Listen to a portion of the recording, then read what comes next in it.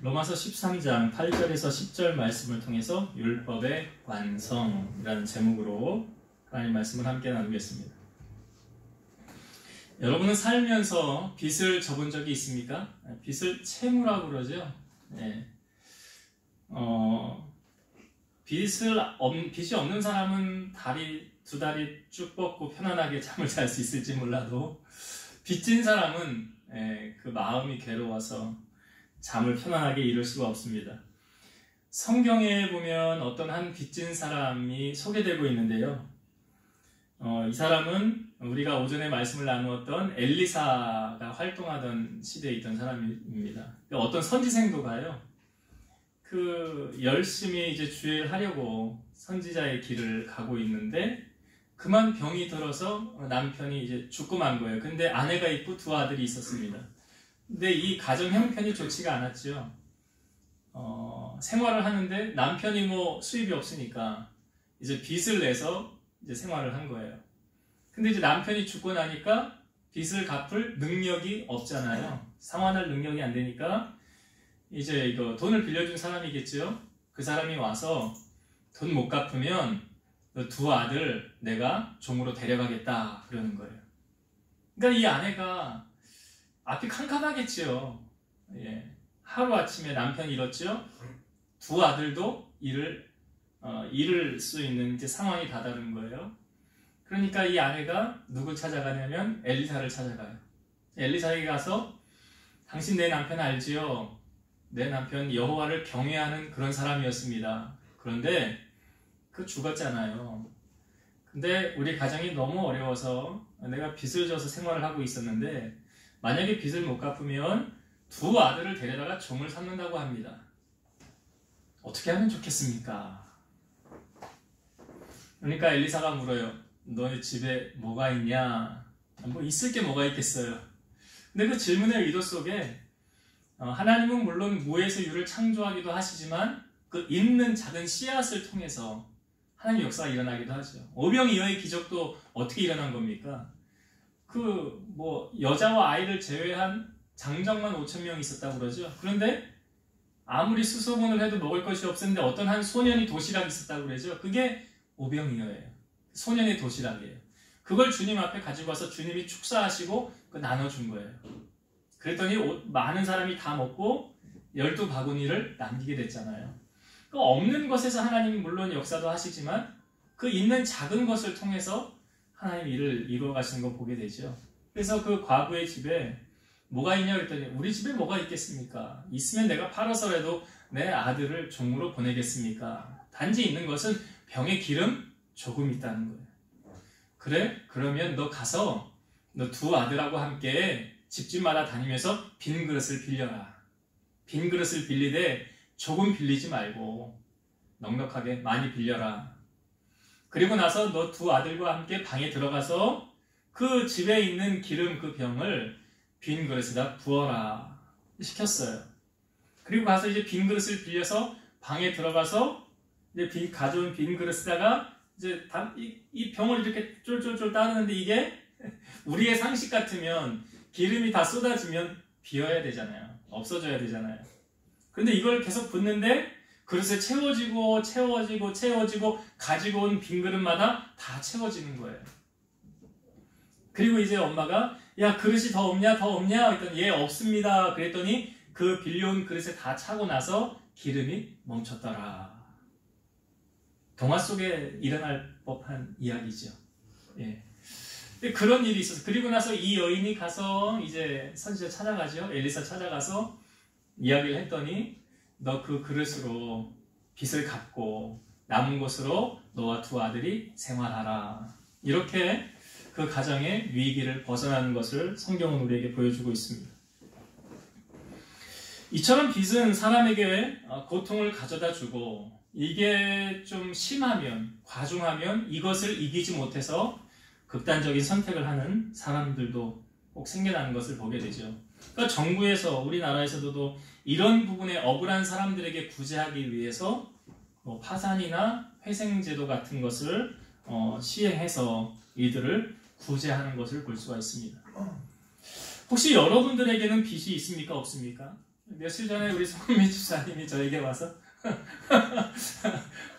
어제지 어제 며칠 전도 아니고 어제 와서 기도하고 이제 잠깐 교제할 때 목사님 근데 빚이 얼마나 있는 거예요? 저보고 목사님 빚이 얼마나 있길래 아니 아림이가 그렇게 심각하게 빚 이야기를 하면서 제가 그래서 아니 뭐 빚도 능력인데 사실 있기만 하면 여러분 건물 살 때 빚 없이 사는 사람은 어디 있어요? 은행에 대출 받으면 그거 빚 아닙니까? 그 빚도 능력이죠 어떻게 보면. 근데 제가 아직 제 재산이 하나도 없기 때문에 빚도 그렇게 없고요. 대학원 그냥 공부하면서 은행에서 대출 받은 그 대출은 아직 남아 있습니다. 하여튼 우스갯소리로 했는데 여러분들에게는 빚이 있습니까 없습니까? 지금 제가 여러분들에게 질문하는 그 빚은 돈에 관한 빚을 말하는 게 아니에요.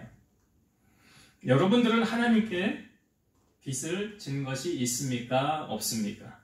사도 바울은 로마서 1장 14절에 헬라인이나 야만인이나 지혜 있는 자나 어리석은 자에게 다 내가 빚진 자라. 바울은 모든 사람에게 내가 빚을 졌다라고 말하고 있어요. 이걸 무슨 빚을 말하는 것입니까? 복음의 빚을 졌다는 거예요. 로마서 1장 15절 그러므로 나는 할 수 있는 대로 로마에 있는 너희에게도 복음 전하기를 원하노라.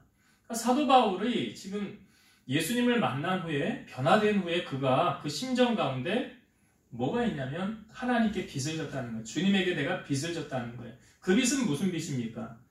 날 구원해 주신 그 사랑이 너무나 크고 감사해서 이 사랑을 내가 빚졌기 때문에 그 빚을 갚기 위해서 사도 바울은 1, 2, 3차 전도 여행 로마까지 가서 복음 전하고 나중에 서바나에까지 가서 복음을 전하는 복음의 빚진 자로서의 사명을 감당한 거죠. 그러니까 사도행전 1장 8절에 성령이 너에게 임하시면 그 다음 나온 게 뭐예요? 권능을 받고 그 다음에 예루살렘과 온 유대와 사마리아와 땅끝까지 이르러 뭐가 된다? 내 증인된 삶이 뭐예요? 복음 전하는 삶이에요. 복음 전하는. 여러분 복음성가 가운데 주님의 빚진 자라는 복음성가가 있어요. 1절 가사가 이래요. 죄악에 썩은 내 육신을 주님이 쓰시려 했네. 죽음의 덫에 걸려있는 몸 주님이 쓰시려 했네. 속죄하는 손 치유하시고 속죄하는 발 치유하셨네. 새 생명 얻은 이 몸 다 바쳐 주님께 영광 돌리리. 이게 1절이고요. 이 3절이 더 은혜가 돼요. 평생 갚아도 빚진 자 되어 주님의 빚진 자 되어 주님 가신 길 택하였건만 눈물만 솟구치네. 생명 주시니 주님이시라 능력 주시니 주님이시라 말씀 전하여 복음 전하여 주님의 빚을 갚으리. 그러니까 평생 갚아도 주님께 나는 빚을 졌다. 사도 바울이 이러한 심정으로 복음 전한 거예요. 여러분 우리는 하나님께 복음의 빚진 자들입니다. 그러니까 우리가 이 땅에서 관계를 맺고 사는 형제 자매들에게 우리는 주님께로 빈 이 빚을 갚으며 살아가야 된다. 오늘 주제의 말씀이 그거예요. 8절의 말씀을 다시 한번 보면 8절 다시 읽어볼게요. 피차 사랑의 빚 외에는 아무에게든지 아무 빚도 지지 말라. 남을 사랑하는 자는 율법을 다 이루었느니라. 사랑의 빚 외에는 빚을 지지 말라라고 말씀하고 남을 사랑하는 자는 율법을 다 이루었다. 근데 이 8절을 세 번역으로 좀 쉽게 다시 한번 읽어볼게요. 서로 사랑하는 것 외에는 아무에게도 빚을 지지 마십시오. 남을 사랑하는 사람은 율법을 다 이룬 것입니다. 어떤 사람이 율법을 다 이루었대요?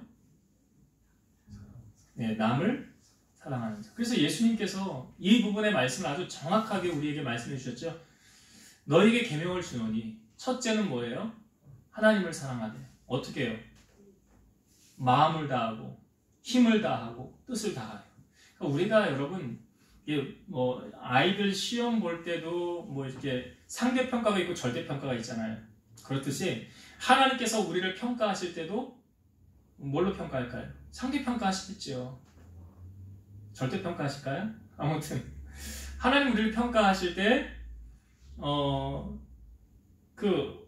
어떤 기준을 가지고 평가할까요? 내가 하나님 얼마나 사랑하는가. 사람마다 다르겠죠. 그게 똑같을까요? 똑같을 수 없잖아요. 그러니까 내가 하나님을 사랑하는 게 하나님이 너무 잘 아시겠죠.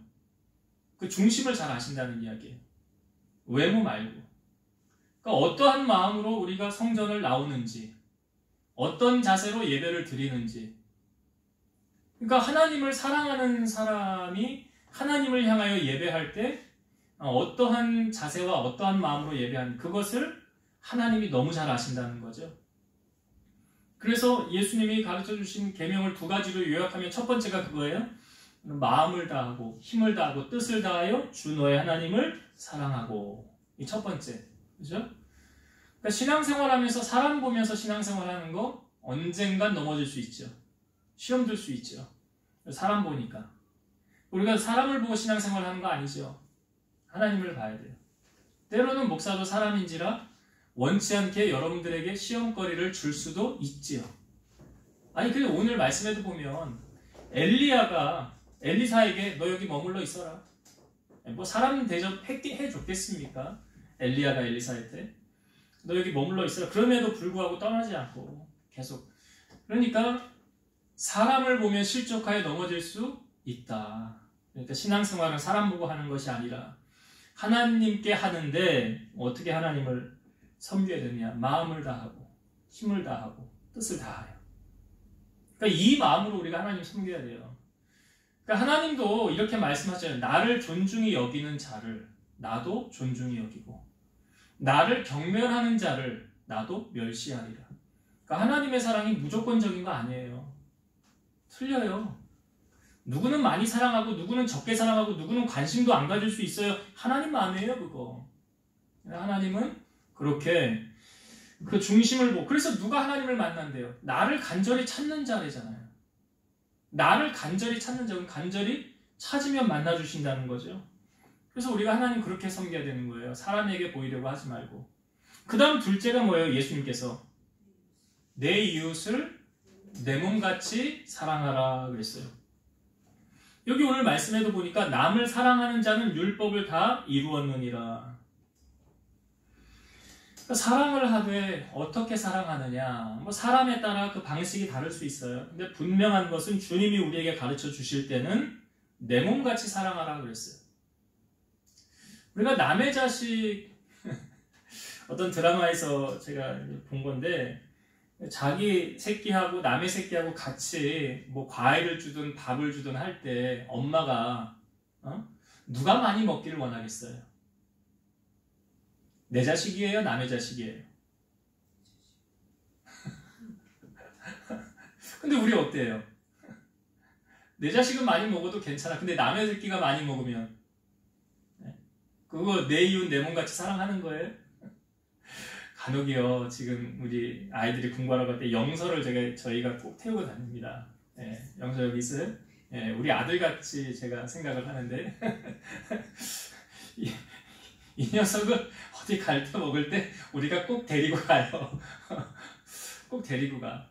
그래서 뭐 닭갈비 먹으러 가든 뭐 햄버거를 먹으러 가든 그러면 사실 입 하나 더 있다고 숟가락 하나 더 얻는 그런 의미 아니잖아요, 여러분. 예? 애가 먹어야 얼마나 먹겠어? 아유, 그런 거 아니에요. 그런 수준 아니라고요. 그런데 이 녀석이 먹고 티를 내는 건 아니면 가서 지 엄마한테 얘기라도 좀 하지. 엄마 오늘은 우디미네라 가서 닭갈비도 먹고 뭐 햄버거도 먹고 엄마한테 얘기를 해야 생색이라도 내는 거 아니야. 이 새끼 아무 말도 안 하는 거야. 생색을 내라는 이야기가 아니라 근데요 그래요. 아니 정말 사랑하면 내 자녀처럼 그렇게 해야 되는데 그거 사실 어려워요. 잘 안 돼요. 그냥 여러분 그 집에 뭐 친척이라 할지라도 남의 사람이 우리 집에 와 있으면 그 뭐 하루 이틀은 봐줄 수 있어요. 근데 그게요 한 주, 한 달, 1년 돼봐요. 야, 같이 지내는 그거 결코 쉽지 않은 일이에요. 결코 쉽지 않아. 근데 우리 크리스찬들은 하나님은 어떻게 내 자식처럼 내 몸같이 사랑하라라고 말씀하죠. 그러니까 여러분 율법의 완성을 이루기가 참 쉽습니까? 어렵습니까? 결코 쉽지 않아요. 결코 쉽지 않다고요. 우리 지금 이제 원종호 집사님 그 발라달라에서 이제 같이 환경 자매님하고 같이 하지만 거기 또 저 자매님 딸 와 있잖아. 얘는 내 딸처럼 생각하고 해야지. 내 딸이야? 아니잖아. 내 딸 아니야. 근데 어떻게 해야 돼? 내 딸처럼 생각하고 해야 오늘 말씀해 보니까 남을 사랑하는 자는 율법을 다 이루었느니라 그러잖아요. 9절도 한번 볼까요? 9절. 간음하지 말라, 살인하지 말라, 도둑질하지 말라, 탐내지 말라 한 것과 그 외에 다른 계명이 있을지라도 내 이웃을 내 자신과 같이 사랑하라 하신 그 말씀 가운데 다 들었느니라. 그러니까 10계명 가운데 1계명부터 4계명까지는 인간이 하나님과 지켜야 될 계명이고요. 5계명부터 10계명까지는 사람 사이에 지켜야 할 계명이에요. 그 10계명에 등장하는 지금 이 10계명에 나오는 거예요. 이게 지금 9절에 있는 말씀이 살인하지 말라, 간음하지 말라, 도둑질하지 말라. 이게 다 10계명에 있는 거예요. 그런데 그 10계명에 있는 그 말씀들 있죠. 그 말씀이 이것만 이룬다고 한다면 너희가 그 10계명 다 지키는 거래요. 뭐냐면 내 이웃을 내 자신과 같이 사랑하라 하신 그 말씀 가운데 다 들었느니라. 우리에게 가장 먼저 사랑의 본을 보여주신 분이 누굽니까? 하나님이죠. 로마서 5장 8절 보면 우리가 아직 죄인 되었을 때에 그리스도께서 우리를 위하여 죽으심으로 하나님께서 우리에 대한 자기의 사랑을 확증하셨느니라. 여기 하나님의 입장에서는 자기 아들을 대신 죽게 한 거예요. 누구 때문에? 누구를 위해서? 우리를 위해서. 하나님 입장에서 자기 아들을 죽게 함을 통해서 그 사랑을 확증했다라고 말하고 있어요. 생각을 한번 해보세요. 여러분 자녀가 있는데 여러분 자녀 누군가가 인류를 계속하기 위해서 내 자녀가 죽어줘야 한다고 생각을 해보세요. 그런 의미로 접근을 한다면 그 자녀를 죽음에 내어줄 부모가 얼마나 있겠냐. 내 자녀를 죽여야 한다고. 그래야 인류의 죄가 사해진다고 한다면 그렇게 내 자녀를 내어줄 부모가 얼마나 되겠냐. 근데 하나님이 그 사랑을 실천하신 거예요. 하나님이에요.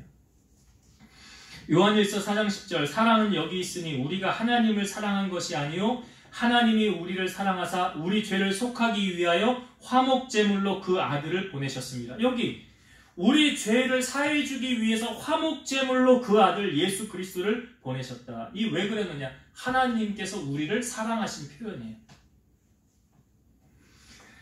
요한일서 4장 8절 사랑하지 아니하는 자는 하나님을 알지 못하나니 이는 하나님은 사랑이 있습니다. 그러니까 우리가 크리스찬으로서 하나님을 닮아간다. 하나님의 사랑이 내 안에 있다. 그러면 나타나는 현상이 뭐냐?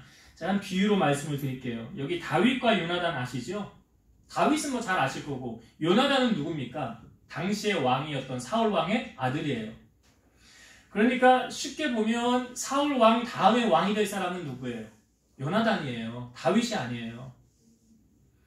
그런데 아이러니하게도 이 요나단하고 다윗하고 관계가 어떠했습니까?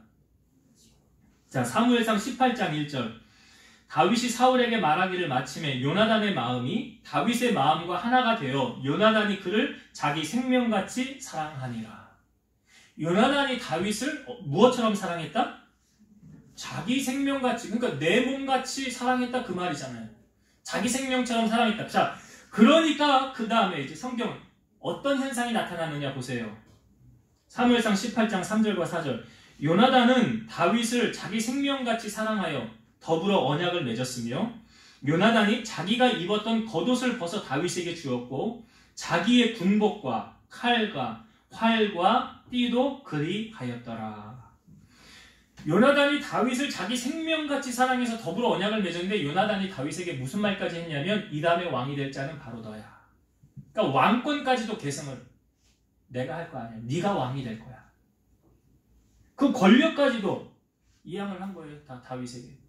그 여기 보니까 요나단이 자기가 입었던 겉옷을 벗어서 다윗에게 주었고. 제가 오늘 이거 양복을 입었잖아요. 이거 우리 집사람 지금 봐. 이제 나올 때는 스캔도 안 해. 관심도 없어. 아이고, 우리 이거 누가 사준 건지 아세요? 이거 좋죠? 우리 집사님이 사준 거예요. 이거. 앞에 앉아 계신 집사님이. 네. 네. 본인도 잘 모르나 봐. 요나단이요, 그 자기가 입었던 겉옷을 벗어서 다윗에게 주었고, 그리고 자기가 가지고 있었던 무기 있죠. 이 당시는 무기가 흔하지 않았어요. 칼이 별로 없었어요. 근데 칼도 줄고 활도 주고 띠도 자기에게 있는 거 뭐예요? 다 다윗에게 주었더라. 여러분, 사랑이란 제가 자주 표현하죠. 사랑은 뭐냐? 주는 것이라고 표현하잖아요. 사랑은 주는 것. 하나님의 사랑이 우리에게 확증되어진 사건이 아들까지도 내어준 사건. 그 아들 예수 그리스도, 우리를 위해서 내어주신 그 사랑을 보여줬잖아요. 갈라디아서 5장 14절 온 율법은 내 이웃 사랑하기를 내 자신같이 하라 하신 한 말씀에서 이루어졌나니. 그러니까 기독교에서 사랑 빼놓고 이야기할 때 있어요? 없어요? 없어요. 오늘 10절의 말씀을 보세요. 마지막 절 10절. 사랑은 이웃에게 악을 행하지 아니하나니 그러므로 사랑은 율법의 완성이니라. 사랑은 이웃에게 악을 행하지 아니하나니. 우리가 악에게 지지 말고 뭘로 악을 이기라고 그래요? 선으로 악을 이기라 그러잖아요. 선으로 악을 이기라. 그리고 마지막 절에 그러므로 사랑은 율법의 완성이니라. 그러니까 요한일서 말씀에도 보면 하나님을 사랑하노라 하고 형제를 미워하면 이는 뭐 하는 자라? 거짓말하는 자라. 왜요? 어떻게 너는 보이는 형제 자매도 사랑하지 못하면서 안 보이는 하나님을 사랑한다고 하느냐? 거짓말하는 자래요. 시편 133편 1절 보라 형제가 연합하여 동거함이 어찌 그리 선하고 아름다운고. 형제가 연합하여 동거함이. 사실 여러분, 사실 좀 떨어져 있으면 단점이 안 보여요. 근데 같이 있으면요, 단점도 잘 보이고 장점도 잘 보여요. 그전에는 몰랐던 부분을 새롭게 보게 돼요. 그래서 우리가 이런 말 하는 거예요. 사람은 겪어봐야 한다. 겪어봐야 한다는 게 뭐예요? 가까이서 지내봐야 알아가는 거예요. 그전에는 몰랐는데 이런 부분이 있었네, 이런 부분이 있었네. 근데 성경에 보라 형제가 연합하여 동거함이 같이 지내는 거잖아요. 그것이 어찌 그리 선하고 아름다운 거. 왜 선하고 아름답다는 것입니까? 서로 사랑하고 섬기니까. 서로 양보하고 서로 위해주고 격려해주고 세워주고. 그러니까 아름다울 수밖에 없는 거예요. 우리가 이 땅에 살면서 세상 사람들하고 똑같이 살면 안 돼요. 하나님의 자녀들은 서로 사랑하고 섬기고 나누고 베풀고 살아갈 때 그 진정한 하나님의 사랑이 그를 통하여 실현되어지는 거예요. 그렇게 사랑하는 것이 무엇을 말합니까? 율법의 완성을 이루는 거예요. 그러니까 아무리 성경의 지식 많이 알고요, 구약에서 보면 어떻게 되었더라, 어떻게 됐더라, 성경을 많이 아는 것하고 사랑을 실천하는 것하고는 다른 문제. 우리가 쉽게 그냥 적용할 때 공부를 잘하는 아이가 인성도 좋으면 좋지만 인성이 나쁜 아이들도 있잖아요. 네, 인성이 안 좋은. 그러니까 신앙생활은 제가 거듭 말씀드리지만 믿음이 성숙할수록 그의 삶은 어떠해야 된다? 본이 돼야 된다고 그랬잖아요. 신앙과 삶은 별도가 아니라 삶을 통하여 신앙이 나타나지는 거예요. 그리고 오늘 이 말씀이에요. 하나님을 더 깊이 알아가면 알아갈수록 내 속에 하나님의 사랑이 넘치기 때문에 그 사랑이 밖으로 표출될 수밖에 없다. 그래서 사랑을 어떻게 실천해야 되느냐? 두 가지 집약하면 하나님을 사랑하되 어떻게 사랑하라고요? 하나님을 마음을 다하고 뜻을 다하고 정성을 다하여 사랑하라. 그렇게 하나님을 사랑하시고, 둘째, 이웃을 사랑하는데 어떻게 사랑하라고요? 내 몸같이. 여기 9절에 나오잖아요. 내 자신과 같이 사랑하라. 자식을 사랑하는 것도 내 자식 사랑하듯 남의 자식도 사랑해줘요. 진정한 사랑을 실천하는 것이다. 그래서 이 세상이 될수록, 말세가 될수록 나타나는 현상이 무엇입니까? 디모데 후서 말씀에 말세가 가까워졌나니 사람들은 자기를 사랑하고 돈을 사랑한다 그러잖아요. 이 두 가지로 딱 지배하게 되잖아요. 그러니까 말세에 사는 우리들이 그렇게 살지 말고 주님의 사랑을 실천하며 살아갈 때, 그래서 주님이 우리를 세상으로 파송하여 보내실 때 무슨 역할을 하라고 그랬어요? 빛과 소금의 역할을 감당하라. 너희의 착한 행실을 통해서 하늘에 계신 아버지께 영광을 돌리게 하라. 그 착함이 뭐야? 선이, 사랑이에요. 그 사랑을 나타내시고 악에게 지지 말고 사랑으로, 선으로 이기며 승리하는 여러분 되시기를 주의 이름으로 축원드립니다. 기도하시겠습니다. 지금도 살아계셔서 역사하시는 하나님, 우리가 이 땅을 살아갈 때 이웃에게 악을 행하지 말라고 하셨고, 율법의 완성은 사랑을 실천하는 자라고 하셨습니다. 예수님께서 우리에게 계명을 주시기를 너는 마음을 다하고 힘을 다하고 뜻을 다하여 주 너의 하나님을 사랑하라 하셨사오니, 우리 사랑하는 성도들이 이론적으로 하나님 사랑하는 것이 아니라 정말 마음, 힘과 정성을 다해서 하나님을 사랑하는, 사람을 바라보고 신앙생활하는 것이 아니라 나를 늘 옆에서 도우시고 인도하시고 코람 데오의 신앙을 가지고 하나님을 사랑하고 가까이 할 수 있는 우리 성도를 되게 하시고, 그 하나님께로부터 받은 그 사랑을 하나님의 형상대로 지음을 받은 우리 형제 자매들을 바라보면서 그들에게 주의 사랑을 실천하며 증거할 수 있는, 그래서 많은 사람들로부터 손가락질 당하는 것이 아니라 존경을 받으며 인정을 받는 우리 성도들이 다 되게 하여 주옵소서. 한 주간도 세상을 향하여 나아갑니다. 주의 손이 함께하여 주시고 우리 가는 곳마다 하나님의 현현과 살아 역사하시는 은혜를 선포하며 살아가게 하시고, 우리 마음에는 하나님이 주시는 평안함과 기쁨을 소유하고 승리하는 인생 살아갈 수 있도록 축복하여 주옵소서. 이제는 우리를 모든 죄악 가운데서 구속하신 예수 그리스도의 은혜와 하나님의 사랑하심과 성령님의 내주 교통 인도 역사 충만케 하심이 사랑하는 성도들 머리 위에, 저들의 가정 위에, 이 재단과 나라와 민족 위에 이제로부터 영원토록 함께 있을지어다. 아멘.